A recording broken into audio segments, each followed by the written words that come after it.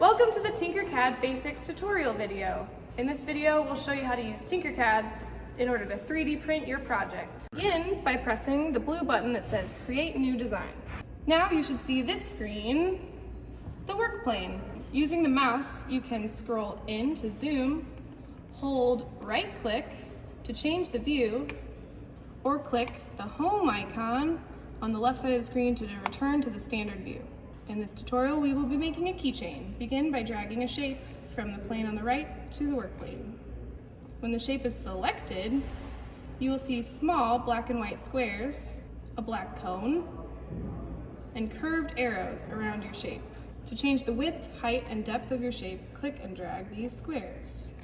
The curved arrows change the orientation of the shape, or the way it sits on the work plane. Move these to rotate and flip the shape.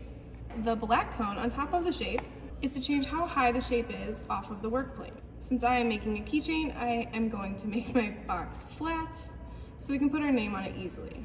To type your name, scroll down on the basic shapes menu on the right side until you find the text icon. Drag that onto the work plane and use the squares to create the size you would like. While having the text selected, customize the pop-up tile to add your name.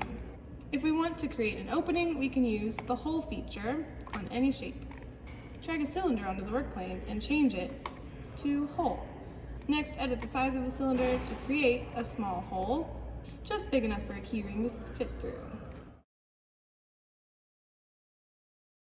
Finally, we will click and drag our cursor to select all items on the screen and select the group function in the upper right corner.